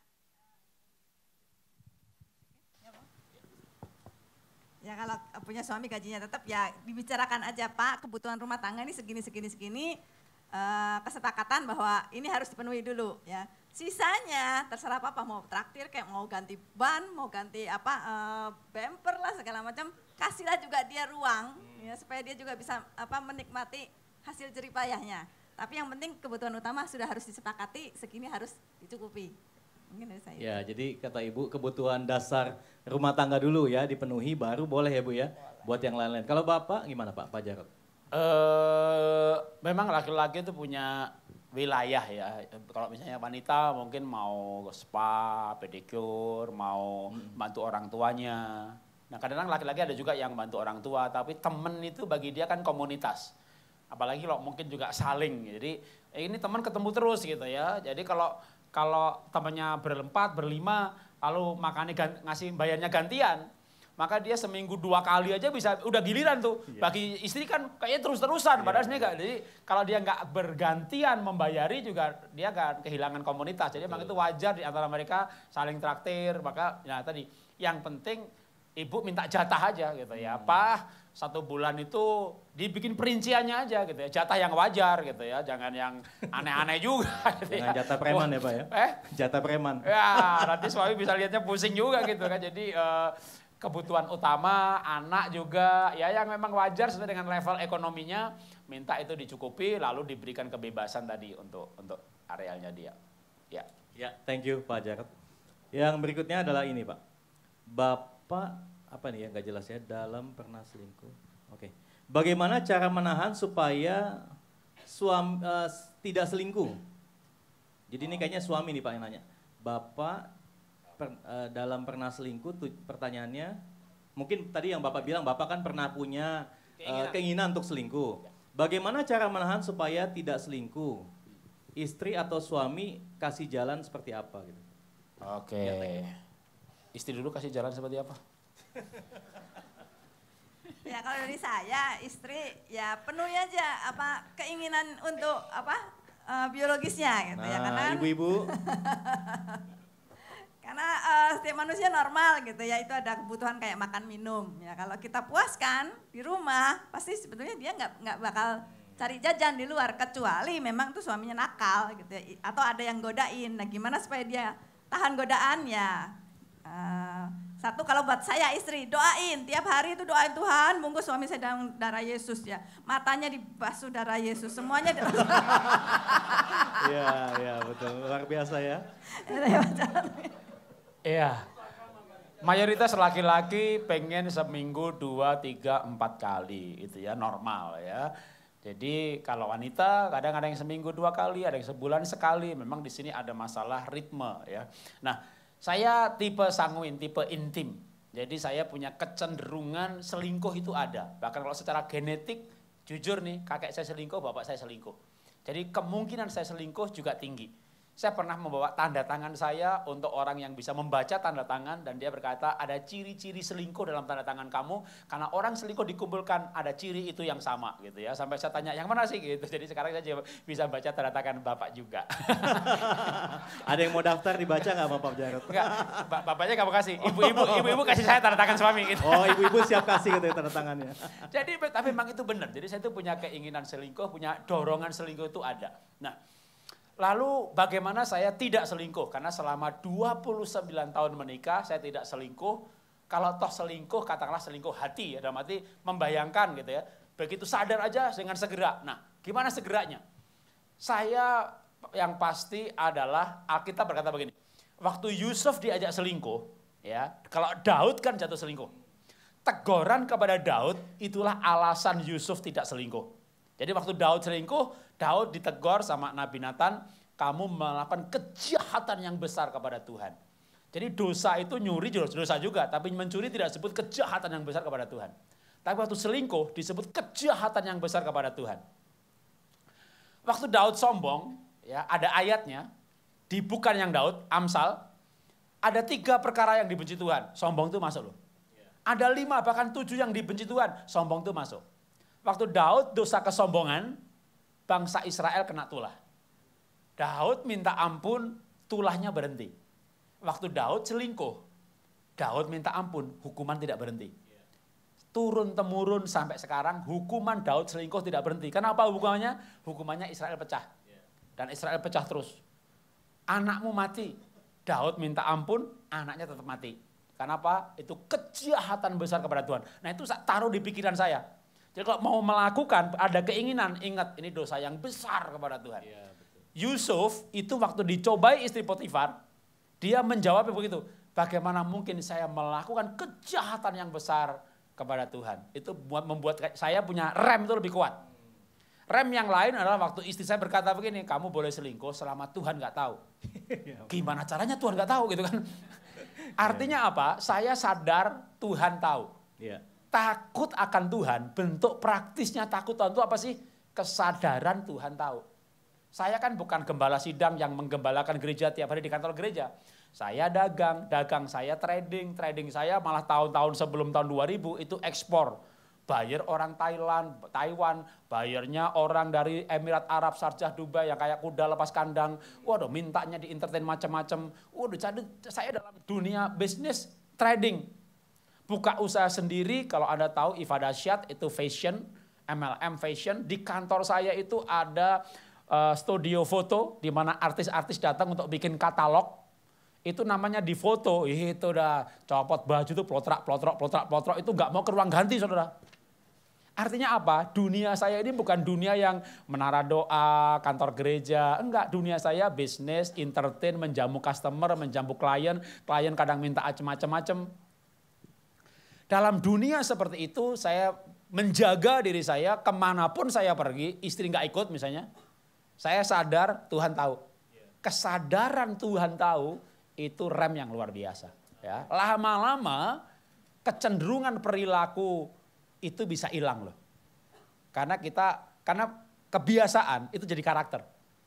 Jadi perilaku lama-lama jadi karakter. Ketika perilaku kita kendalikan, lama-lama keinginan itu bisa kayak hilang. Amin. Gitu. Amin. Ya, thank you Pak Jarod. Jadi tadi dari sisi ibu katakan bahwa istri jangan lupa penuhi kebutuhan suami, ya. Bapak-bapak amin. Bapak-bapak, ya amin ya bapak-bapak ya. Ya. Bapak-bapak tadi camkan bahwa itu adalah kejahatan yang sangat besar di hadapan Tuhan, ya. Oke, lanjut ya Pak. Katanya jodoh itu ibarat tutup dan panci. Tapi kalau sudah terlanjur nikah, tutup sama tutup gimana Pak? Ini tutup sama tutup nih. Biasanya sih nggak tutup sama tutup ya, tutup sama wadah. Pasti jodoh itu orang menikah itu jarang kok orang kolerik murni menikah sama kolerik murni gitu. Itu jarang ya, orang menikah itu ya sanguin sama plekmatik melankolik sama kolerik, sanguin sama kolerik. Jadi orang menikah itu 2 orang yang berbeda. Kalau betul-betul orang menikah itu dua-duanya sanguin, sebenarnya orang tuh malah ada fenomena begini. Ini fenomena yang sebenarnya jangan diikuti ya, tapi begini. Orang menikah pertama kali gitu ya, itu biasanya yang berbeda. Lalu cerai, pernikahan kedua dia cari yang sama. Jadi misalnya orang sanguin menikah sama kolerik gitu kan, waduh lalu kayaknya putus, ini kok galak terus, dia cari yang sama-sama lucu gitu, sama ngobrolnya enak. Nah itu malah kebanyakan orang yang sama itu kadang pernikahan kedua. Tapi ini pun belum tentu bahagia. Anda tahu Gary Chapman? Oke, kalau nggak tahu, Gary Chapman itu penulis buku 5 bahasa cinta. Nah, dia juga menulis buku namanya Loving Solution. Dalam buku Loving Solution, dia ada data dari ribuan orang yang menikah, 100%, maka di Amerika 40% bercerai. 40% yang bercerai ini jumlahnya ribuan, diteliti lagi, 5% selibat, 95% menikah lagi. Yang pernikahan kedua ini 75% bercerai lagi. Artinya pernikahan kedua yang cenderung mencari orang yang sama, itu pun ternyata tingkat perceraiannya lebih tinggi. Jadi sebenarnya bahagia itu bukan kalau sama. Bahagia itu mau sama mau berbeda, kalau memelihara cinta pasti bahagia. Mau sama boleh, berbeda boleh, kalau berbeda saling melengkapi. Kalau sama asik. Jadi sebenarnya punya keunikan sendiri-sendiri. Jadi kalau terlanjur tutup sama tutup, terlanjur keras sama keras itu.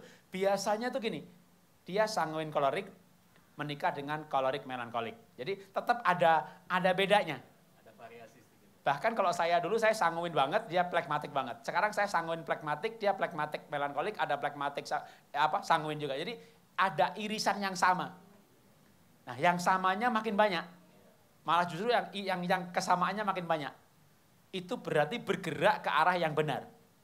Jadi kalau dua-duanya sama, apakah dari awal atau di tengah jalan, sebenarnya ya memang ada secara kepribadian orang ini lebih bagus pakai sama ini. Tapi seandainya tidak, itu bisa disiasati. Ya mungkin itu yang saya sampaikan. Ya. Jadi dinikmati aja Pak ya? Dinikmati saja, kalau tutup sama tutup. Iya, oke. Oke, lanjut ya Pak. Ya. Suami pasif kurang motivasi, terutama tanggung jawab mencari uang. Bagaimana mengatasinya? Karena kalau dipancing soal uang, Marah. emosi duluan dan ribut, jadi malas. Maksudnya dia jadi malas Ibu, Pak istrinya. Oke, Ibu mau jawab duluan? Ya, gini, istri itu penolong, ya, penolong suami. Menolong dengan apa? Dengan apa yang dia bisa. Jadi kalau misalnya suaminya tidak pandai cari uang dan ibunya kebetulan pandai cari uang, ibunya boleh membantu mencari uang. Wanita tidak salah mencari uang.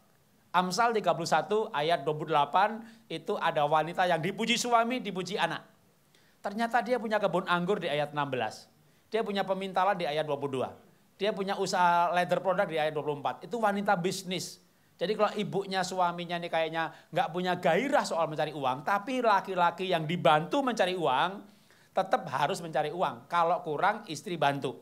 Ya, tapi laki-laki yang misalnya dalam hal dagang itu kayak nggak ambisi gitu, kayak ya segini cukup lah gitu ya. Kalau orang pragmatik itu emang ya segini cukup lah, nggak ambisius. Panggilannya pendeta Pak. Nah, mungkin dia bisa dagang. didorong untuk ambisi di bidang yang lain gitu kan. Misalnya dia dagangnya nggak ambisi banget, nggak pengen kaya tuh kayak mau kaya tuh kayak nggak rakus gitu, kayak nggak gitu ya.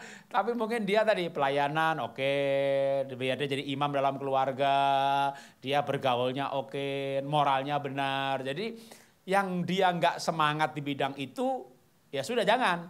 Tapi kalau ibunya semangat dagang, nanti dia yang nggak semangat itu mungkin bisa bantu misalnya sistemnya. Karena orang dia dagang nggak semangat, tapi dia bikin sistemnya, keuangannya, emang orang yang tipe slow, tipe stabil, ya kalau ngeliat sesuatu itu lebih, jadi orang wah udah tapi kejeblos gitu kan, nggak ada yang ngatur. Jadi bisa bertukar peran, bukan bertukar sih, ibunya yang berperan dalam hal yang lebih giat, tapi hati-hati juga gitu ya. Hati-hati apa? Wanita kalau uangnya lebih banyak, kadang lupa status. Statusnya penolong. Jadi dia mencari uang dalam kapasitasnya sebagai penolong, statusnya sebagai istri.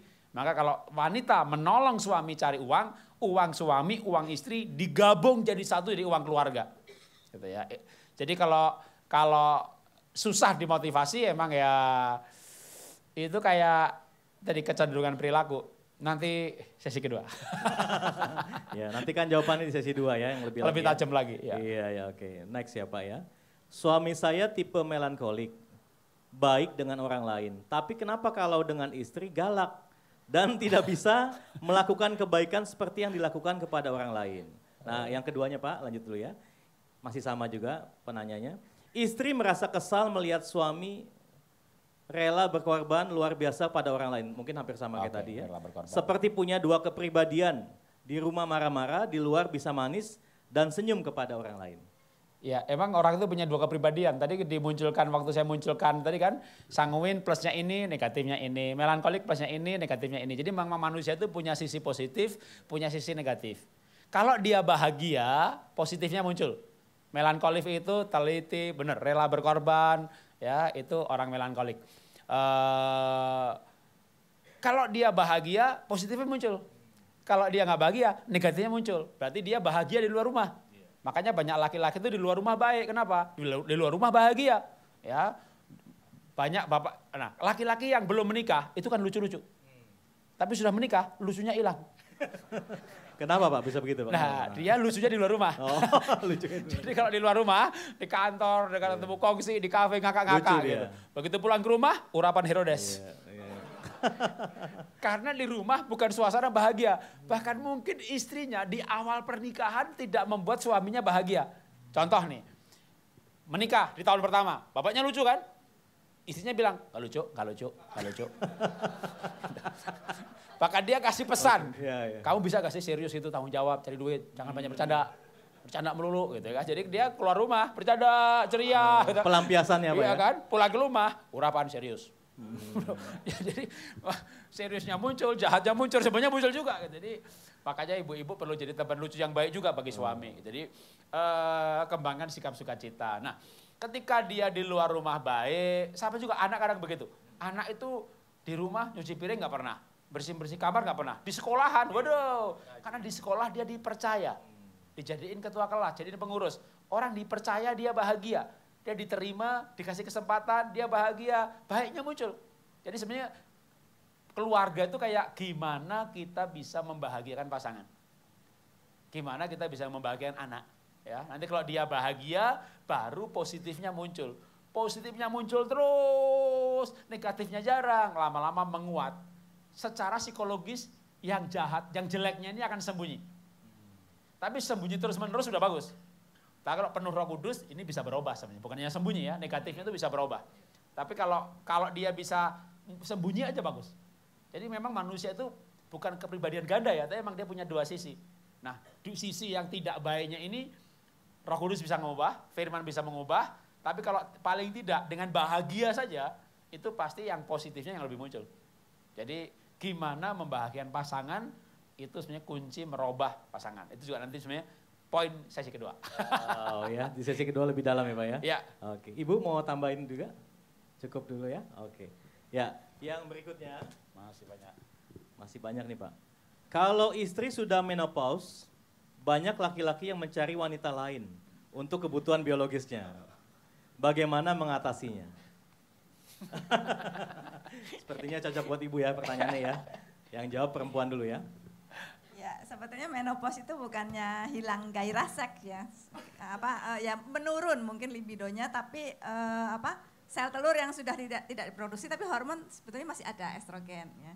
Nah, ibunya aja yang coba berpikiran positif, happy gitu supaya tetap pikir yang yang positif-positif, yang indah-indah, supaya hormon itu tetap produksi gitu ya, supaya bisa tetap siap Rexona siap saat gitu.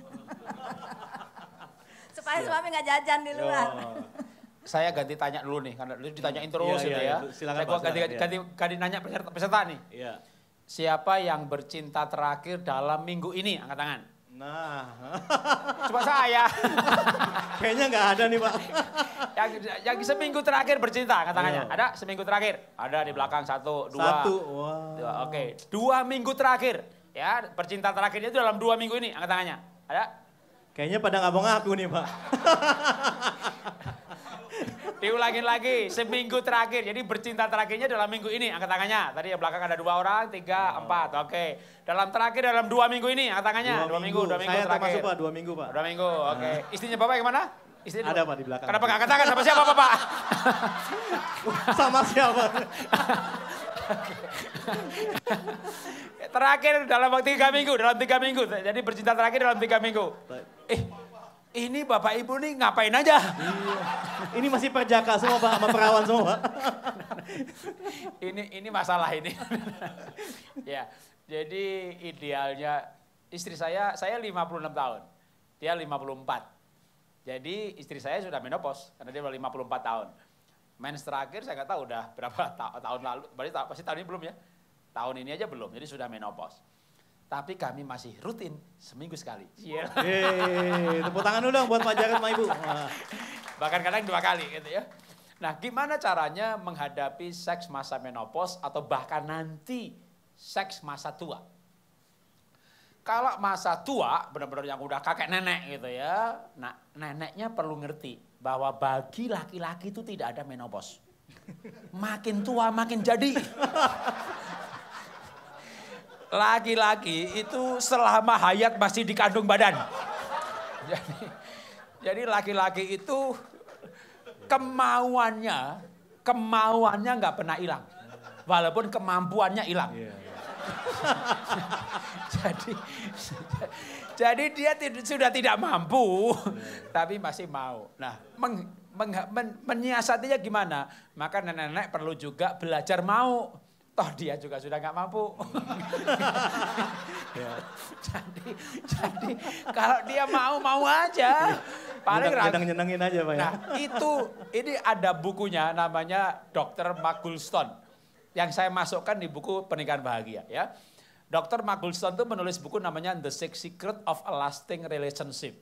Pada masa-masa tua, seandainya tidak intim biologis, tidak bercinta seksual, maka keintiman biologis non-seksual.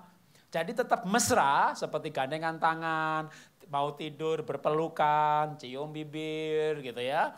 Jadi kalau suaminya cium-cium gitu, ibu jangan cium gitu ya. Jangan. Nggak apa-apa. Karena nanti si kakek ini begitu cium-cium dia sadar. Kakak berdiri juga. jadi, cuma sampai di situ ya Pak ya. Jadi dia mau, tapi kakak mampu. Kalau maunya ditolak, nanti dia marah. Ketika dikasih mau juga, ternyata dia kakak berdiri. Dia berhenti sendiri usahanya. Itu kan nafsu besar tenaga kurang Pak. Nah itu namanya keintiman biologis non-seksual. Jadi mesra, peluk-peluk, cium-cium gitu ya. Cium-cium lama-lama kakak berdiri juga, cuma kelamutan-kelamutan aja. Ya udah, nikmatin aja kemesraan itu, udah selesai udah gitu.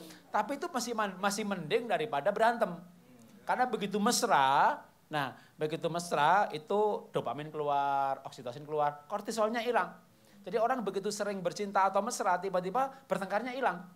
Karena emang terang itu mengalahkan kegelapan. Jadi jangan takut menghadapi menopause. Menopause bukan berhentinya cinta. Menopause itu cuma berhentinya telur. Selama masih ada cinta, maka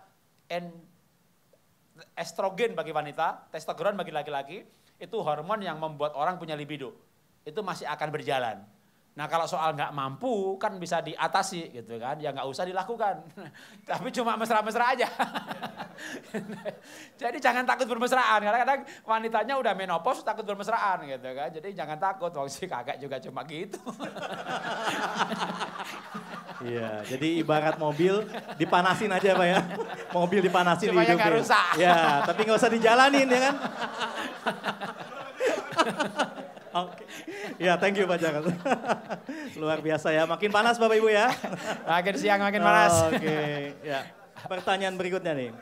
Yang terhormat Bapak Jarot, bagaimana merubah istri yang kurang patuh, terutama terhadap istri wanita karir? Oke. Suami nih kayaknya Pak yang nanya Pak. Kayaknya itu cocok buat sesi 2, tapi sesi 2 saya ya, jawab simpan dulu ya. dengan jawaban yang singkat ya. Oke. Jawaban singkatnya adalah, jenis ini hanya bisa dengan doa dan puasa. Jawaban panjangnya habis makan siang. Oke, kita simpan dulu Bapak Ibu ya. Karena habis makan siang merubah pasangan temanya. Iya. Oke, lanjut Pak.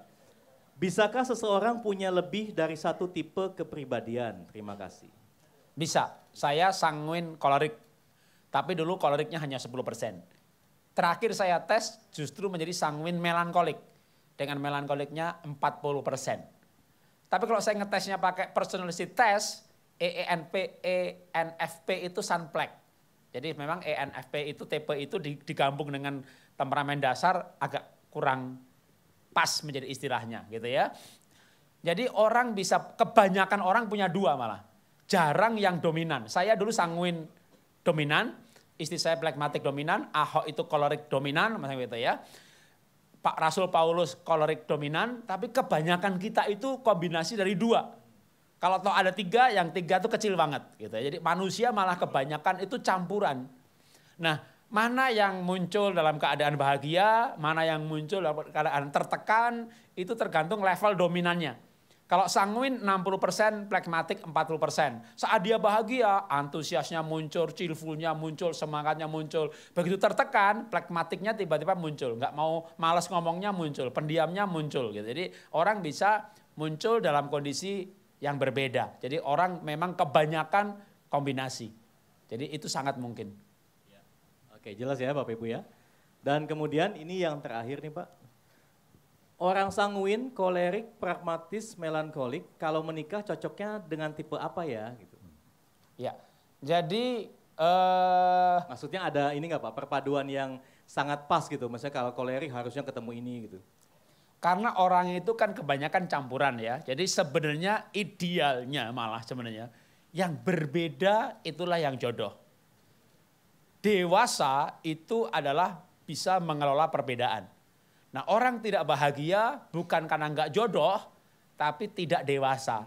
Jadi sebenarnya yang kalau mau bicara ideal, justru misalnya sanguin kolerik menikahnya dengan plekmatik melankolik. Jadi ada kalau dia sanguin melankolik menikah dengan melankolik plekmatik atau ada irisan samanya, ada yang berseberangannya. Kalau misalnya katakanlah sanguin optimis menikah dengan kolerik yang optimis juga, bisa-bisa dua-duanya kejeblos. Punya duit investasiin semuanya, walaupun sudah diatur, tetapi kalau tadi saya bilang rapi sama enggak rapi, ada baiknya loh. Optimis sama enggak ada baiknya. Jadi sebenarnya orang tuh yang idealnya justru yang berbeda. Karena idealnya tuh lengkap. Makanya kalau misalnya bukan keluarga ya, tapi bisa analog. Perusahaan, ya perusahaan itu disarankan misalnya marketingnya orang sanguin, kepala pabriknya orang kolerik, accountingnya orang melankolik, gitu ya, HRD-nya orang plekmatik. Maka 4 itu ada dalam satu tim yang kuat sekali. Yeah. Justru yang kuat itu yang saling melengkapi. Nah sebenarnya keluarga juga begitu. Keluarga tapi nggak 4 orang gitu kan, cuma suami istri. Yeah. Tapi biasanya dari suami istri ini masing-masing dua campuran. Nah malah yang bagus itu sebenarnya yang lengkap. Kalau kita bicara bagus ya, bagi yang belum menikah. Yang sudah menikah, ya sudah. Yang sudah menikah ilmunya adalah ilmu bagaimana mengelola perbedaan yang ada supaya perbedaan itu menjadi indah dan lengkap. Karena apapun bisa dikelola sebenarnya. Tapi kalau yang belum menikah, saya sarankan tadi misalnya ngambil pacaran atau sebelum pacaran belum menikah, tes kepribadian lalu sarannya apa itu yang dicari gitu kan. Tapi sebenarnya tadi jatuh cinta alamiah aja kan ketemu jodoh yang melengkapi tadi kok. Betul. Gitu ya. Biasanya kalau malah pakai teori-teori gitu nggak cinta-cinta. Ketemu orang dianalisa, Jadi orang menikah kan nggak begitu gitu kan. Orang menikah itu jatuh cinta tertarik menikah. Tapi ketika dites kepribadian menarik loh, itu jodoh alamiah. Jadi sebenarnya kalau sudah menikah, ilmu kepribadian ini untuk membantu kita memahami pasangan dan mengelola.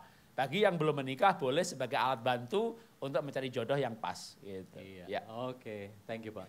Saudara, setelah melihat tayangan ini, apabila ingin konseling, silakan menghubungi Sahabat 24 melalui email, nomor telepon, atau SMS yang tertera di layar kaca ini. Mengapa disebut Sahabat 24? Karena dalam 24 jam kami siap melayani Anda. Sampai jumpa di program yang berikutnya. Tuhan Yesus memberkati.